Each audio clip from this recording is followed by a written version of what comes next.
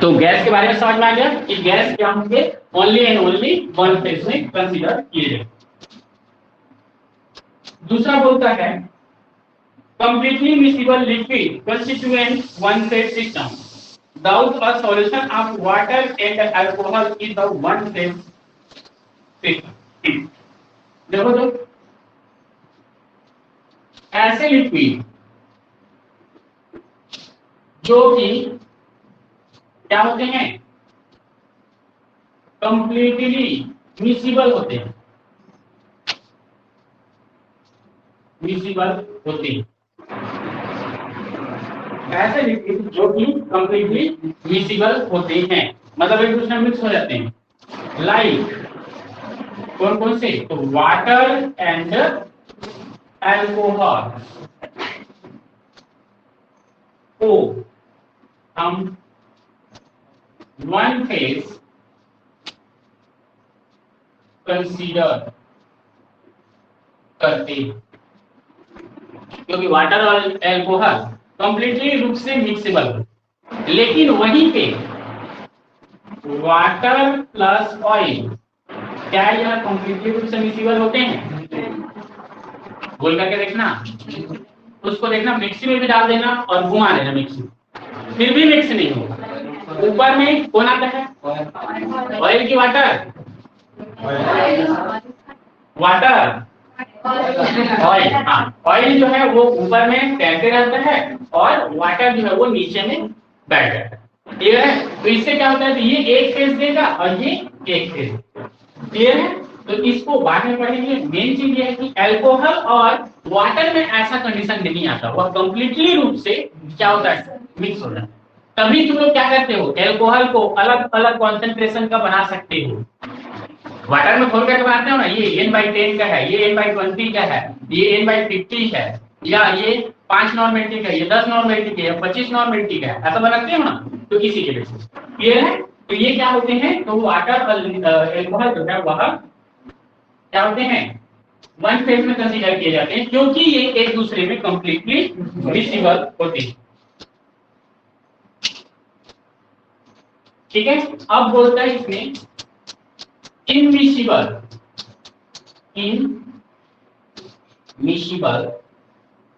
liquid, immiscible constituent, liquids constituent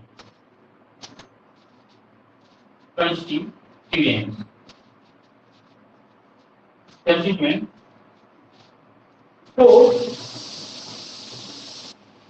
different phase माना जाता है। जैसे देखो तो इनमिसिबल जो कंस्टिट्यूएंट होते हैं उसको डिफरेंट फेज माना जाता है। जैसे मिक्सचर ऑफ CCl4, क्या होगा ये CCl4,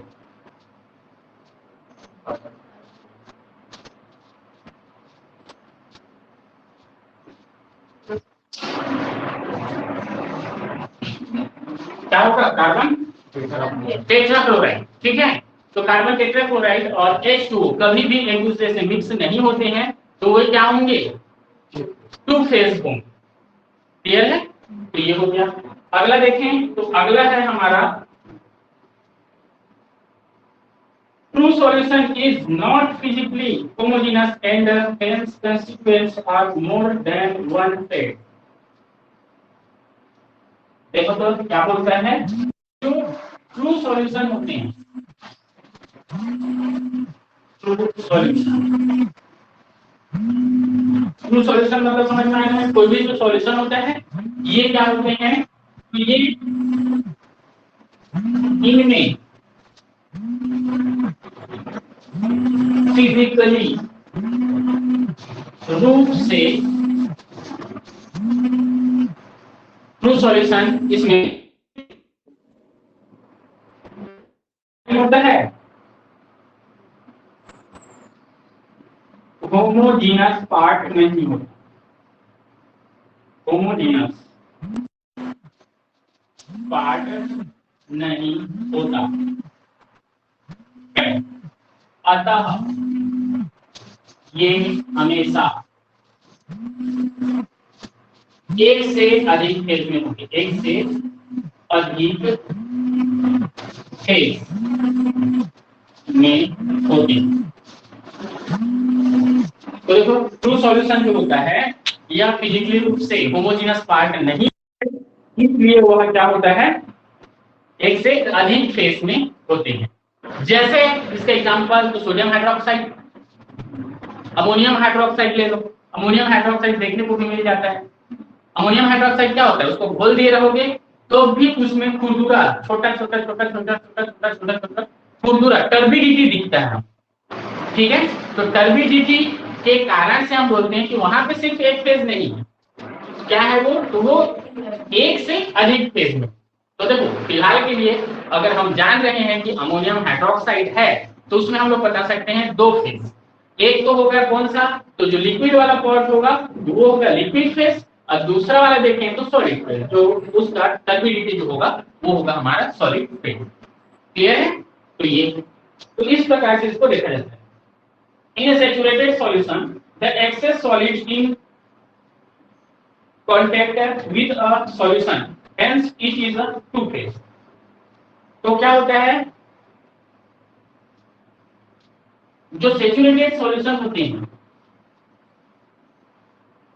सैचुरेटेड सॉल्यूशन में excess add of solid, solid को एक्सेस एड कर देंगे तो टू फेज बनेगा, टू फेज बनेगा। देखो तो सैचुरेटेड सॉल्यूशन में एक्सेस ऐड कर देंगे किसको, सॉलिड को, तो वह क्या हो जाता है, वह टू फेज देगा। जैसे एग्जांपल बता दूं, शरबत घोलते हो, शरबत घोलोगे तो क्या होता है, उसमें जितना शक्कर वो पानी खा सकता है उतने तक उसको घुलेगा, उसके बाद क्या होगा, उतने देर तक वो सैचुरेटेड हो, ठीक है, जितना वो घोल सके वो उसका सैचुरेशन हो। अब उसके बाद जैसे अब ये करोगे कि एक बार में पानी लिया और एक बोरी शक्कर को डाल दी, अब घोल रहे हो घोल रहे हो घोल रहे हो, तो जितना सैचुरेशन होगा उतना घुलेगा, बाकी जैसा का तैसा रह जाएगा। तो उसमें हम बोले तो लिक्विड वाला जो पार्ट होगा वो एक फेज होगा, और दूसरा देखें तो सॉलिड वाला पार्ट जो नहीं घुल पाएगा वो क्या होगा, दूसरा। क्लियर है ये चीज, चलो तो इस बेसिस पर इसको हम लोग देखते हैं।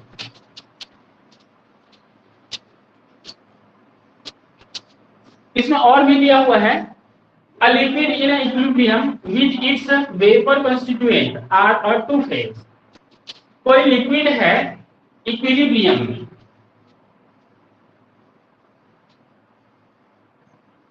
बहुत ज्यादा डिटेल दे दिया, डिटेल करेंगे थोड़ा ज्यादा, तो कंपोनेंट क्या आते हैं, ठीक है। तो अगला इसका है कंपोनेंट,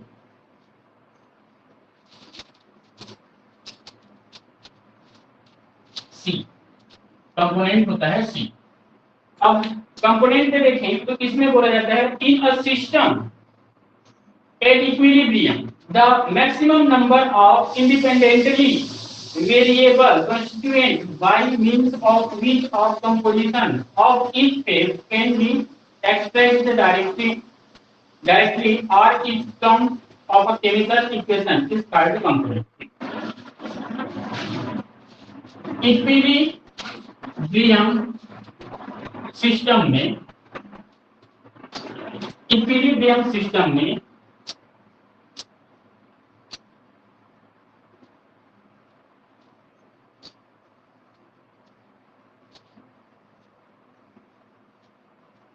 इक्विलिब्रियम सिस्टम में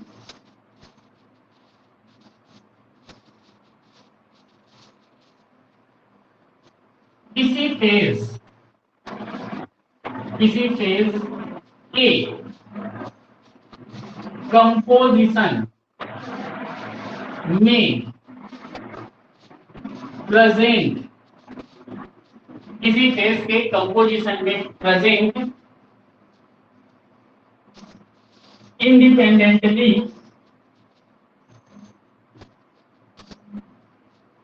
independently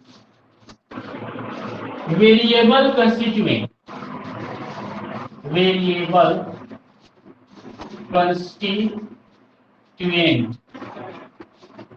को वेरिएबल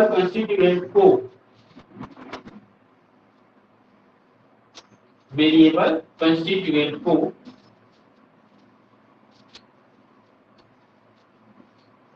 जो कि केमिकल रिएक्शन या केमिकल इक्वेशन के द्वारा डायरेक्ट एक्सप्रेस हो या एक्सप्रेस हो तथा डायरेक्ट एक्सप्रेस हो तथा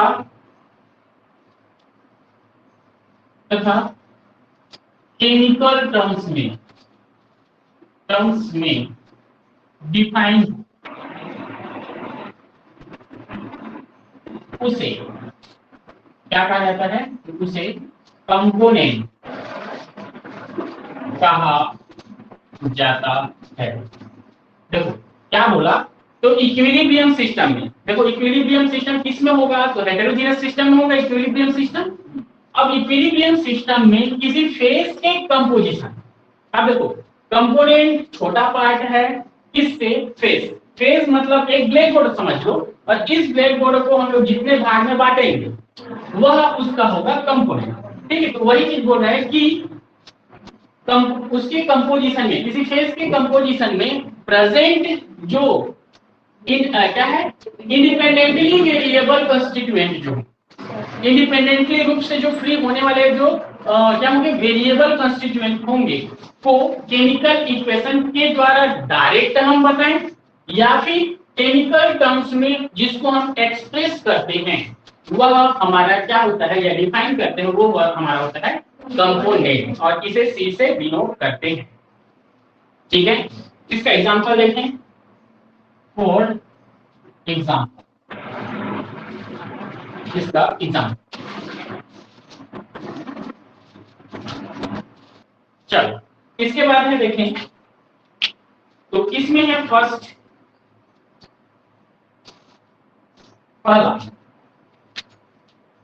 पहला सिस्टम के बारे में हम लोग देखते हैं। Water exist in a three phase wire, water तीन फेज में पाया जाता है, फेज में पाया जाता है। देखो तो वाटर जो है वो कितने फेज में पाया जाता है? तीन फेज में पाया जाता है। कौन कौन सा? आइस, आइस चेंज होता है किसमें? लिक्विड, और लिक्विड चेंज होता है किसमें? वेपर। देखो अब यहाँ पे स्टेट का नाम नहीं पकड़ेंगे, ध्यान रखना, स्टेट और फेज दोनों अलग अलग चीजें हैं। ठीक है, इसका स्टेट पूछोगे तो सॉलिड होगा, इसका स्टेट पूछोगे तो लिक्विड होगा, इसका स्टेट पूछोगे तो गैस होगा, स्टेट। क्लियर है? लेकिन फेज क्या होगा? तो फेज होगा वाटर का आइस, फेज होगा लिक्विड का लिक्विड, फेज होगा इसका लिक्विड का लिक्विड, और क्या होगा? गैस वाला जो स्टेट है उसमें फेज पाया जाता है, कौन सा? Vapour phase. ठीक है, ये फेज है, ये जो लिखा हुआ स्टेट मतलब सॉलिड, लिक्विड और गैस, ये हो।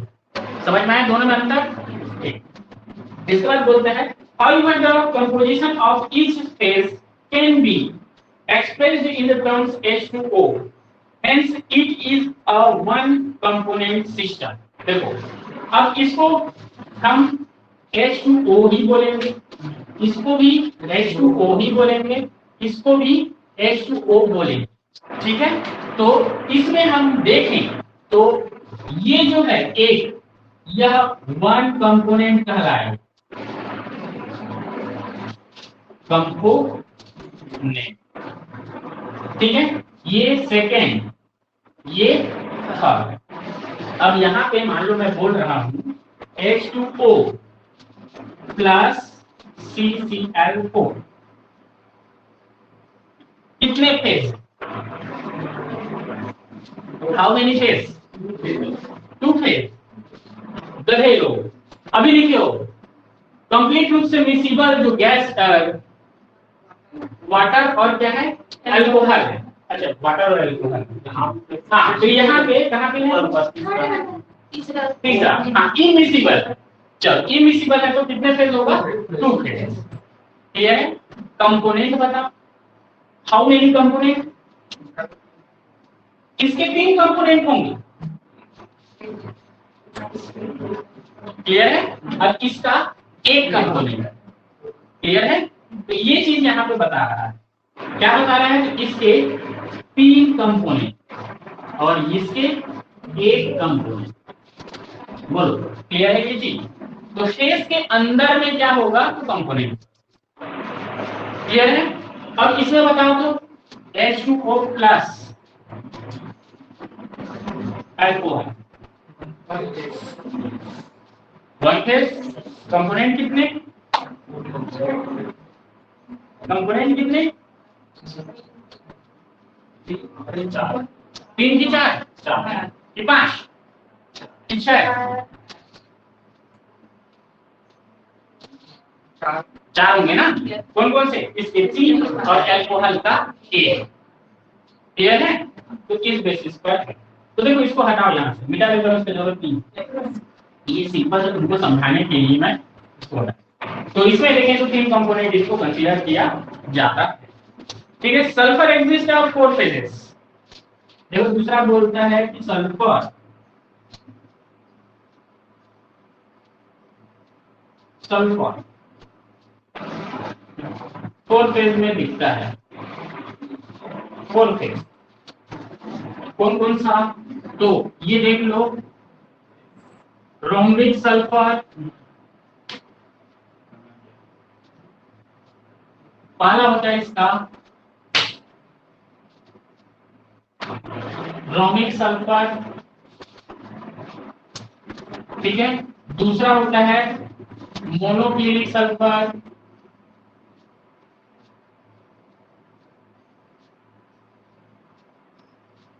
ठीक है। तीसरा होता है लिक्विड सल्फर।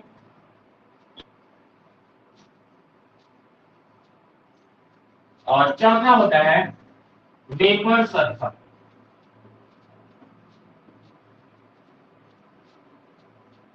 तो देखो तो इसमें हाउ मेनी स्टेट स्टेट कितने 3 कौन कौन से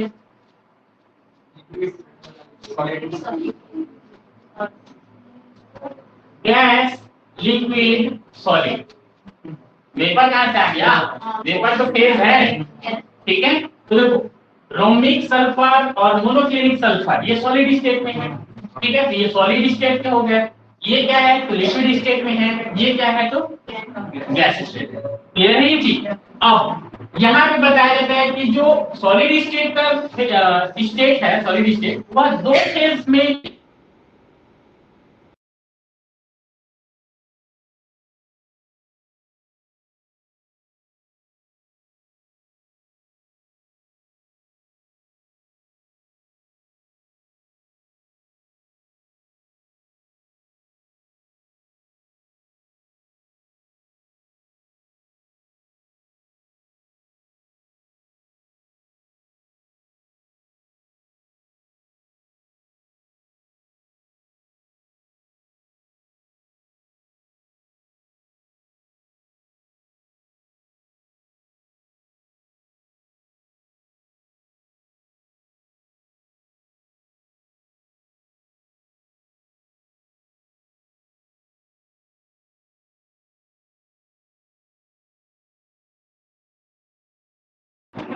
हाँ इसमें देखो स्टेट। तो देखो केमिस्ट्री में मुख्यतः 3 स्टेट होते हैं। ठीक है। कौन कौन से सॉलिड लिक्विड गैस।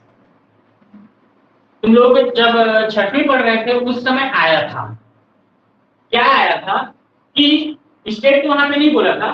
वो बोला था कि द्रव की 3 अवस्था होती है। सॉरी द्रव्य की 3 अवस्था होती है। द्रव्य द्रव्य की 3 अवस्था, ठीक है। फेज मीन्स होता है प्रावस्था, प्रावस्था, ठीक है। तो क्या हो गया कि जो कोई द्रव्य है उसका 3 अवस्था, अवस्था मतलब स्टेट, प्रावस्था मतलब फेज, ठीक है। अब देखें इसमें क्या होता है कि इसके लिए जैसे लिक्विड वाटर की बात करें तो मान लो वाटर यहाँ उपस्थित होगा, सॉलिड वाटर, लिक्विड वाटर और गैस वाटर। तो प्रावस्था में इसका नाम होता है क्या क्या, इसको प्रावस्था में नाम क्या दिया जाता है, आइस, इसको लिक्विड और इसको वेपर, ठीक है। कंपोनेंट देखें तो कंपोनेंट में बोलो अगर ये एक साथ उपस्थित है तब के केस में कितने कंपोनेंट, 3 कंपोनेंट,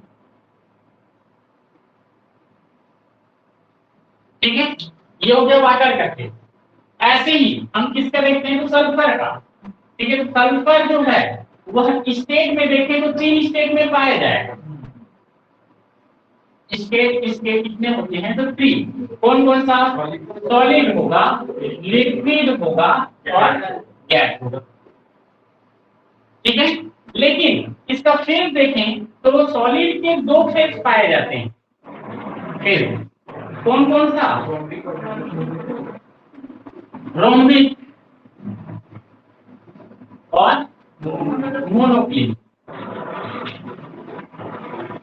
सल्फर, सल्फर, ठीक है। और बोलो लिक्विड में, लिक्विड सल्फर, लिक्विड सल्फर, और गैस में वेपर,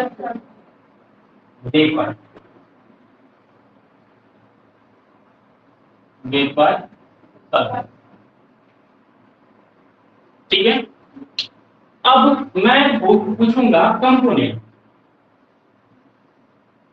तो कंपोनेंट में मैं ये बोल रहा हूं सल्फर एजी सिस्टम, मान ये दिया सल्फर एजी सिस्टम में कितने फेज हैं, फेज कितने, 5, कौन कौन सा,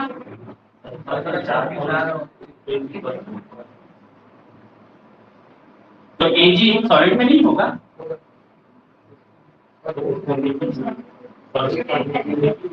तो इसमें फेज कितने होंगे, 5 फेज, सल्फर के 4 फेज और एक सिल्वर के 1 फेज, तो टोटल मिलाकर के कितने फेज, 5 फेज। कितने स्टेट होंगे, कितने स्टेट होंगे, 3, सॉलिड, लिक्विड और गैस, क्लियर है। तो ये आइडेंटिफिकेशन हो गया किसका, स्टेट का, फेज का, और बोलो कंपोनेंट इस पर कितने, हाउ मेनी कंपोनेंट,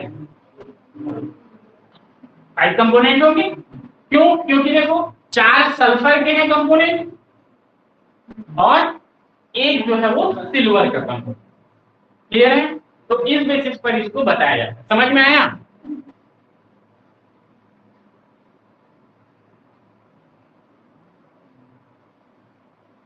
सुशीला समझ में आया, जी सर।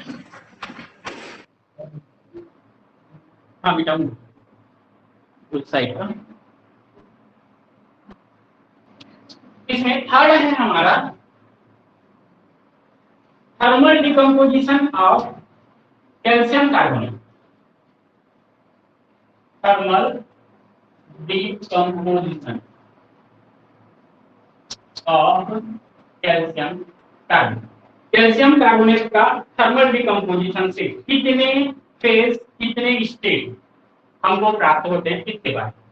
तो यहाँ पे देखो तो थर्मल डिकम्पोजिशन कैसे होता है, तो CaCO3 होता है, ये सॉलिड स्टेट में रहता है, ये चेंज होता है किसमें, कैल्शियम ऑक्साइड में, जो कि सॉलिड स्टेट में प्राप्त होता है, और साथ ही साथ कार्बन डाइऑक्साइड यहाँ से बाहर निकलता है जो कि गैसेस स्टेट में प्राप्त होता है। ठीक है, हाउ मेनी स्टेट? स्टेट कितने? 2। कौन कौन से? Solid and gas. ठीक है, अब इसमें देखें तो there are 3 phases. There are 3 phases. देखो तो इसमें फेज देखें तो 3 होता है। कौन कौन सा? एक फेज होता है ये, ठीक। दूसरा फेज देखो कैल्शियम ऑक्साइड, और तीसरा फेज कौन?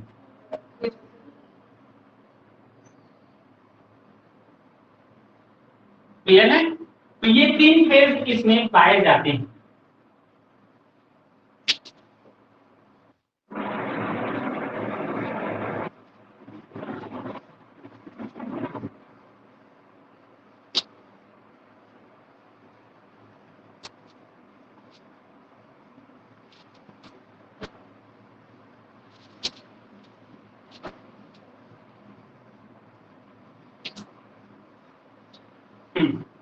अब इसमें हम लोग क्या देखने चलते हैं, तो कंपोनेंट देखने चाहिए। तो इसको डिस्क्राइब कर सकते हैं ऐसा।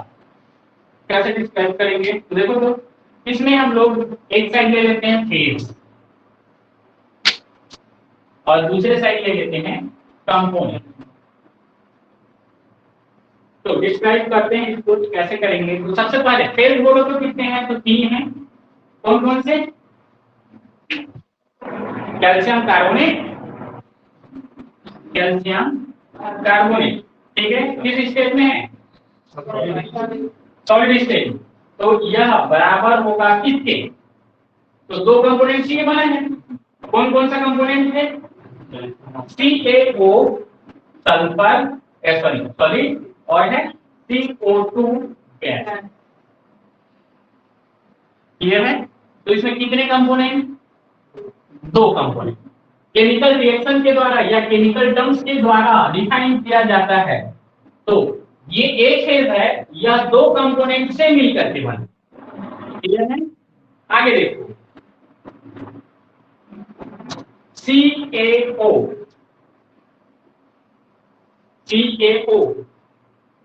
किससे मिलकर के बना है?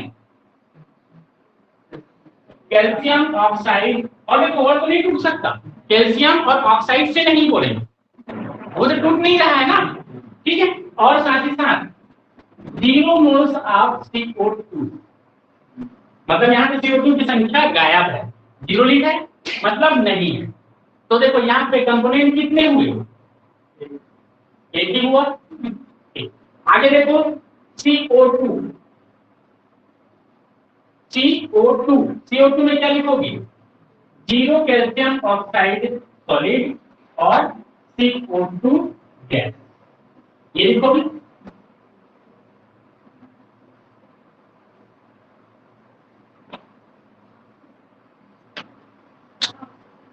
ठीक है, इसमें क्या किए हैं? ये पहला हम लोग जो ले रहे हैं, इसमें किसको लेकर के रखे हैं? टेकिंग CaO एंड CO2 को लेकर के रखें, तब ये मिला। अब दूसरा इसमें हम लोग क्या करते हैं? तो टेकिंग लेते हैं इसको, तो इसमें लेकर के चलते हैं हम लोग CaCO3 and CO2 is the component। पहले में ये दोनों कंपोनेंट लेकर के चले थे और दूसरे में हम ये दोनों कंपोनेंट को लेकर के चलेंगे। कैसे लिखेंगे इसके लिए बोलो तो? CaCO3 सॉलिड है, यह किसके बराबर है?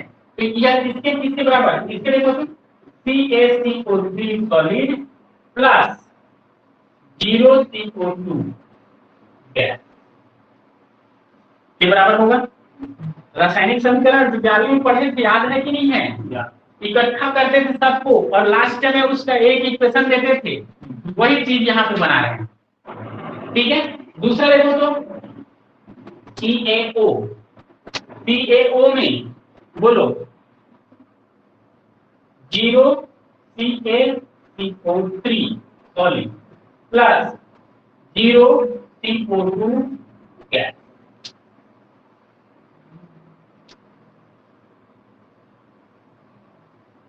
या इसको हम देखो तो ऐसा लिखें, तो इसको हम ऐसा भी लिख सकते हैं, इसमें कार्बन डाइऑक्साइड को घटा देते हैं,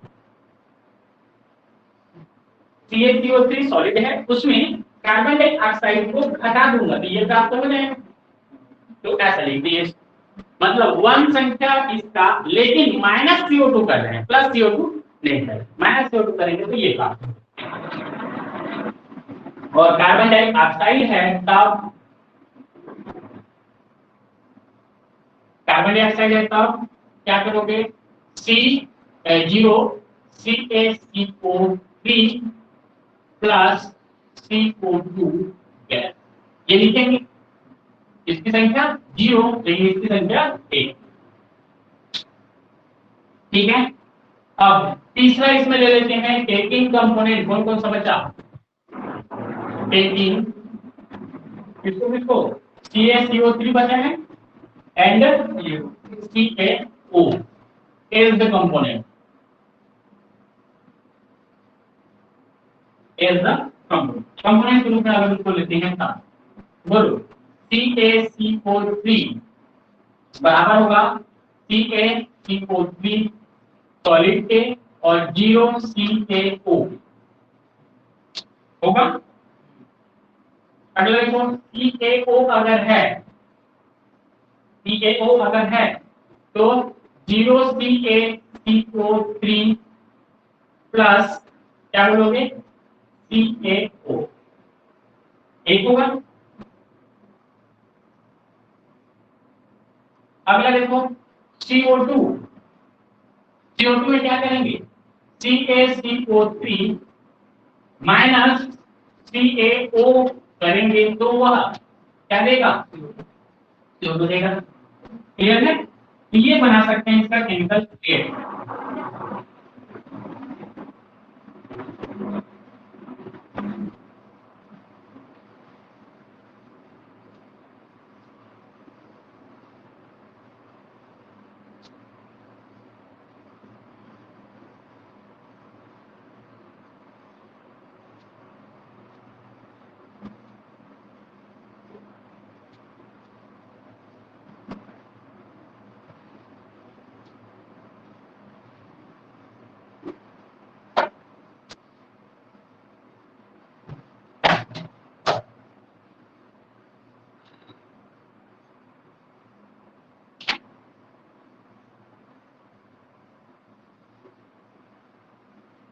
बोलो कितने कितने इसमें क्या है, कंस्टिट्यूएंट है, सॉरी क्या कंपोनेंट है, हाउ मेनी कंपोनेंट, इसको घटा देते हैं, इसके नीचे इसको लिखोगे तो इसको पहले लिखोगे फिर इसको मतलब ये एक साइड लिखाया जाएगा, ये करेंगे, ये उस साइड लिखाते जाता है। और क्या होता है, प्लस है तो प्लस, माइनस है तो माइनस, ऐसा करके वो काटते फिरते इधर उधर करते लास्ट में क्या आएगा, यही आएगा, ऊपर वाला क्या आएगा, हाउ मेनी कंपोनेंट,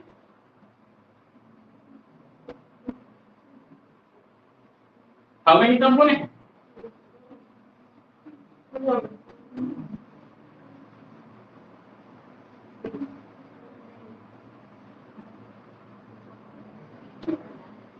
बोलो कहते कहते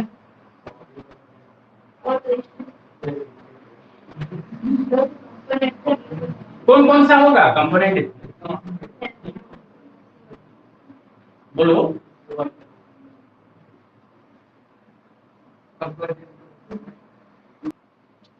डिग्री ऑफ फ्रीडम या फिर डिग्री ऑफ वेरिएंस, इस चीज के अंदर की अलग इसी तो इसमें आगे देखें तो इसका डेफिनेशन इंट्रोडक्शन देखें।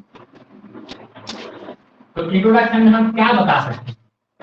तो इसके इंट्रोडक्शन में बता सकते हैं the degree of freedom or a variance of the system is defined as the least number of variable factors such as temperature, pressure and concentration which should be arbitrarily fixed in order to define the system completely। तो यहाँ पे बताया जाता है कि किसी system को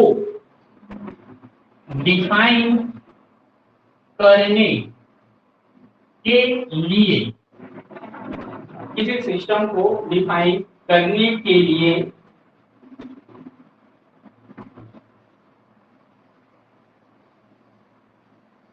ऐसे कम से कम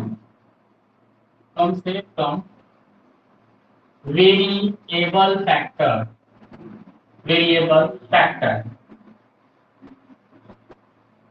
ऐसे कम से कम वेरिएबल फैक्टर कम से कम नंबर के वेरिएबल फैक्टर लाइक कौन सा है इसमें देखें। वेरिएबल फैक्टर में हम लोग देखते हैं कौन सा, तो temperature, pressure and concentration. Temperature, pressure and concentration.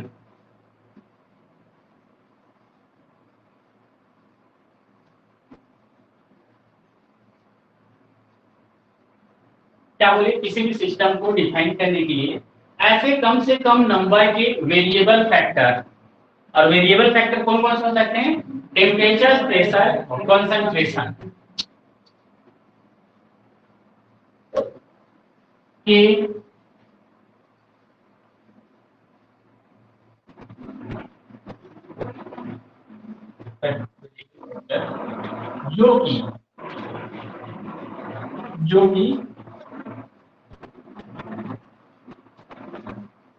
जो कि सिस्टम के ऑर्डर को आर्बिट्ररी रूप से फिक्स्ड करते हैं और भी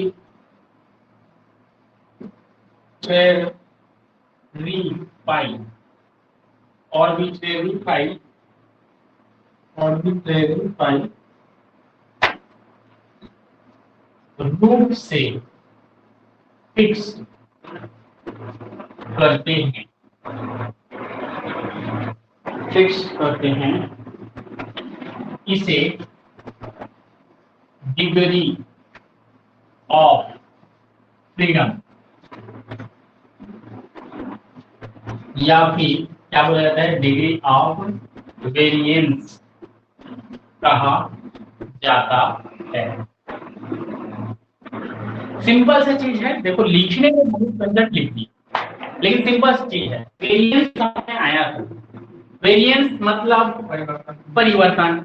तो ऐसा सिस्टम जिसमें उसके ऑर्डर को ज्ञात करने के लिए हम क्या कर सकते हैं, जितने चीज को परिवर्तित कर सकते हैं वह उसका डिग्री ऑफ फ्रीडम कहलाता है या वेरिएंस कहलाता है। जैसे इसमें सिंपल सी चीज है कि अगर कोई सिस्टम हम स्टडी कर रहे हैं, हम उसके टेम्परेचर, प्रेशर और कॉन्सेंट्रेशन तीनों में अगर परिवर्तन करें तो वह कितना, उसका डिग्री ऑफ फ्रीडम कितना होगा, 3 होगा।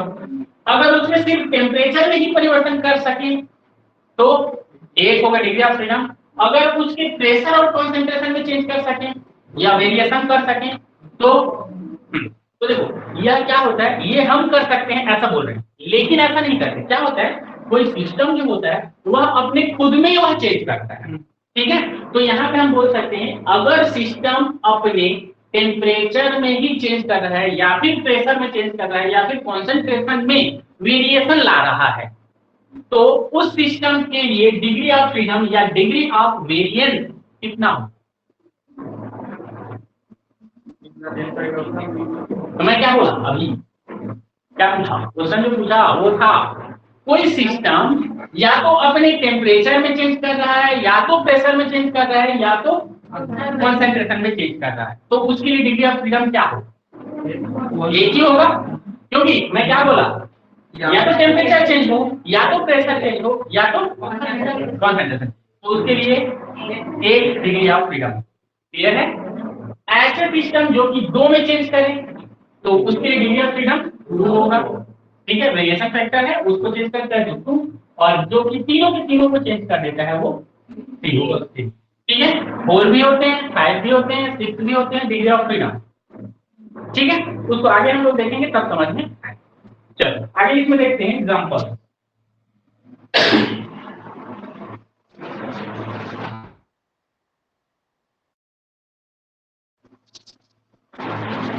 एग्जांपल में फर्स्ट बताता है a gaseous mixture of CO2 and N2 is completely defined when three variable components pressure and concentration, variable temperature, pressure and concentration are specified, then the system is said to be a degree of freedom is 3। देखो तो इसमें एक gaseous mixture बोल रहा है, gaseous mixture. ये कौन कौन सा गैसियस मिक्सचर है, कार्बन डाइऑक्साइड गैस को N2 पिस्टन, ये में डिग्री ऑफ फ्रीडम में डिग्री ऑफ फ्रीडम या वेरिएंट इज इक्वल टू 3 होता है। इसका मतलब बोलो, ये सिस्टम है, इस सिस्टम का डिग्री ऑफ फ्रीडम 3 होता है। इसका मतलब क्या हो, हाँ, तो यह सिस्टम क्या करेगा, वेरिएबल होगा इसका फैक्टर, वेरिएबल फैक्टर, फैक्टर कौन कौन से होंगे, तो टी होगा, पी होगा और सी होगा। ये कौन सा सेक्शन है, कैपिटल मत लिखो नहीं तो कंपोनेंट समझ जाओगे, स्मॉल लिखो, स्मॉल लिखोगे तो वो होगा कौन सा सेक्शन। क्लियर है। दूसरा देखें,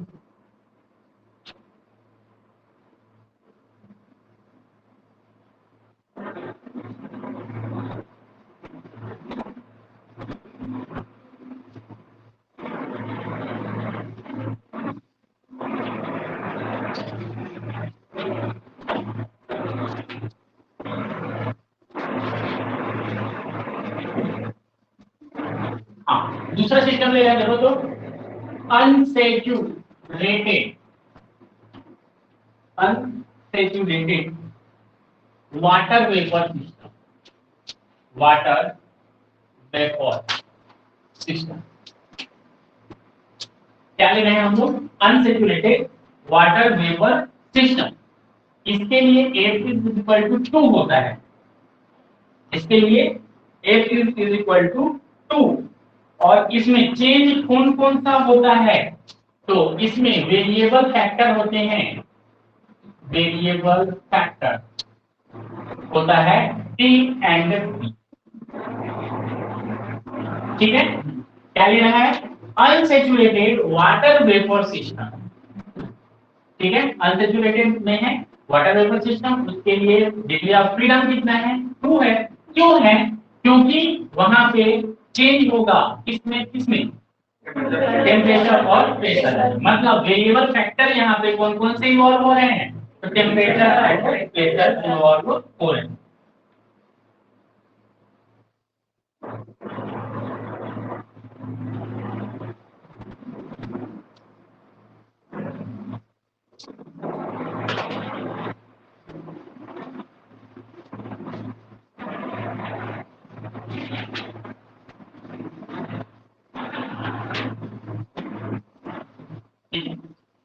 तो देखो तो इसमें क्या बोलता है, इसमें तीसरा कंसीडर कर रहा है वाटर जो कि लिक्विड स्टेट में है और वेपर या वाटर वेपर।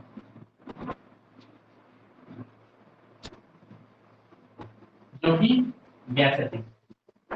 ये दिया है, ये सिस्टम है।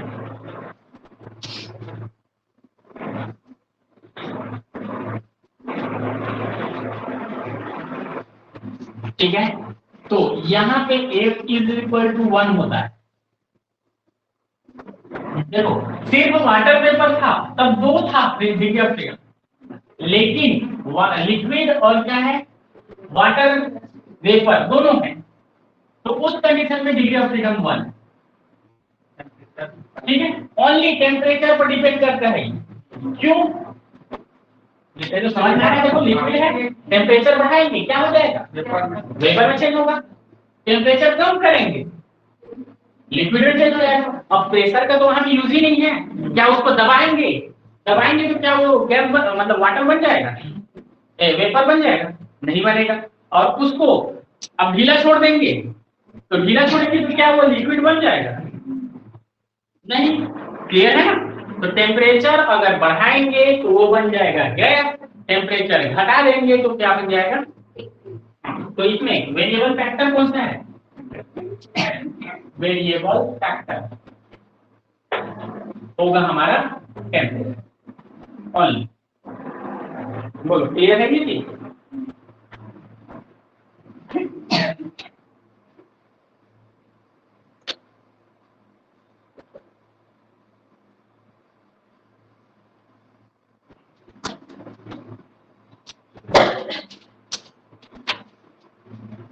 चलो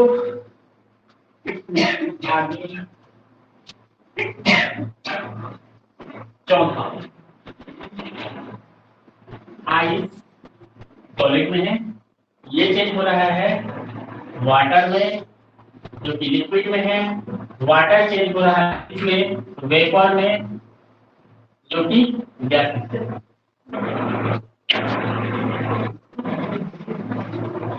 बोलो डिग्री ऑफ फ्रीडम क्या होगा इसका,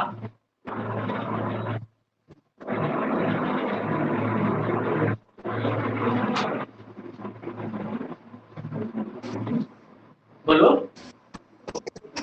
1 होगा सर। क्या होता है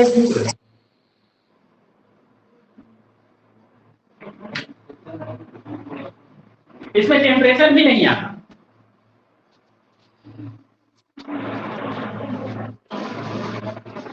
इसमें टेम्परेचर भी नहीं आता।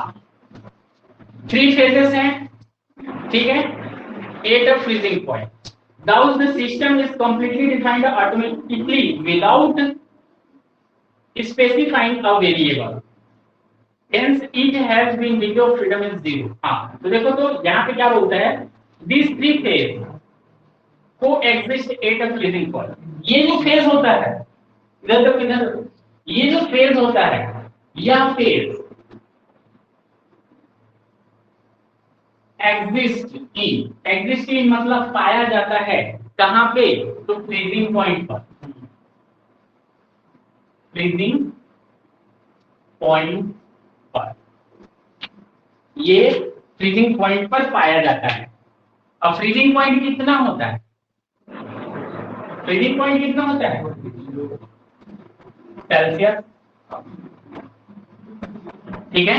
तो फ्रीजिंग पॉइंट 0 डिग्री है, ये एग्जिस्ट कर रहा है इस फेज को, वो फ्रीजिंग पॉइंट है 0 डिग्री, ठीक है। तो देखो ये क्या बता सकते हैं हम, तो ऐसा बता सकते हैं, देखो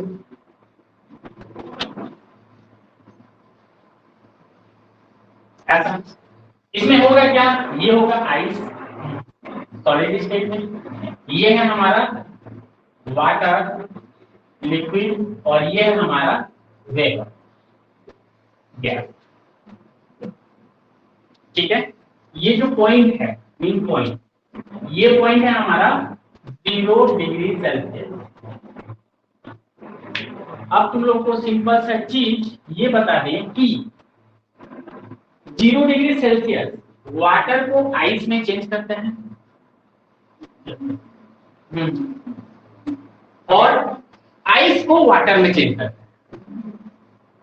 मतलब ऐसा स्थिति रहता है कि यह तीनों के तीनों इक्विलिब्रियम में रहते हैं। जैसे सिंपल सा चीज बता दे रहा हूं मैं, तुम लोग फ्रीज का वो फ्रीजर खोले, फ्रीजर खोले हो तो ये नहीं दिख पाता, ये दिखेगा तो हल्का फुल्का दिखेगा कहीं कहीं पे, लेकिन ये दिखता है।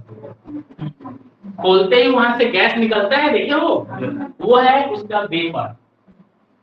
साथ में देखो आइस, आइस तो जमा रहता है, और लिक्विड भी कहीं कहीं पे एक आध बूंद देखने को मिल जाता है, या फिर वहां रखे रहोगे तो एक आध बूंद इसमें पड़ जाता है। क्लियर है? तो ये फ्रीजिंग पॉइंट पर लिया है, इसका देखो तो क्या कर दिया, टेम्परेचर को कांस्टेंट कर दिया। तो अब टेम्परेचर चेंज थोड़ी ना होगा, तो वो उस पॉइंट पर, किस पॉइंट पर, 0 अनसेंटीग्रेड रहा है। इस पॉइंट पर यहां पे टेम्परेचर वेरिएबल की तरह काम नहीं करता है, मतलब वेरिएबल फैक्टर नहीं होता। Temperature not variable factor at 0 degree Celsius. लेकिन देखो इसको अगर नहीं दिया रहता, अगर उस पॉइंट पर ही रहता, तो बता डिग्री ऑफ फ्रीडम कितने हैं? डिग्री ऑफ फ्रीडम, ना कंपोनेंट, ना फेज, ना स्टेट, डिग्री ऑफ फ्रीडम कितने?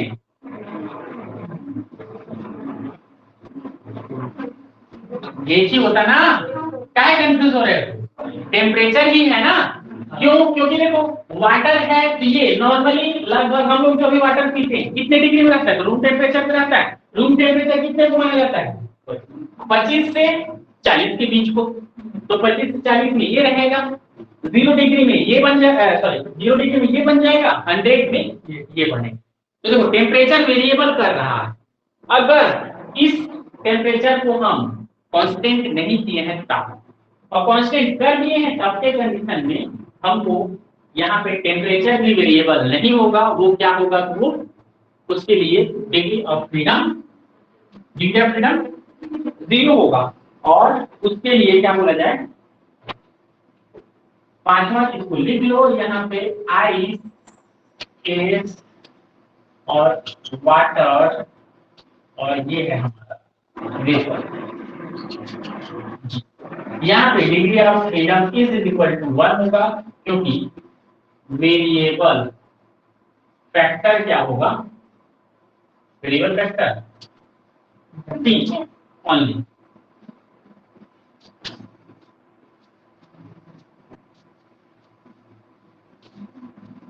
लेकिन ये केस में देखिए, ये केस में को एग्जिस्ट बोलते हैं इसको, तो एग्जिस्ट एट 0 डिग्री सेल्सियस या फ्रीजिंग।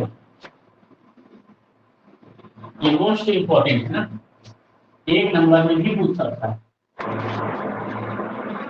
और अगर पूछ दिया ये सिस्टम है तो इसका डिग्री ऑफ फ्रीडम क्या होगा, तो याद रखना उसको हमेशा 0 ही लिखोगे।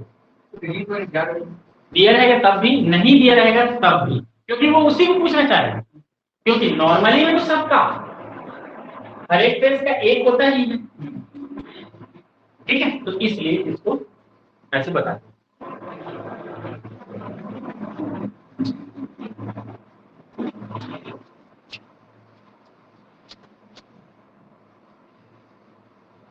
ठीक है, आज इतना देखते हैं। कल जो है हम लोग देखेंगे कंपोनेंट सिस्टम के बारे में।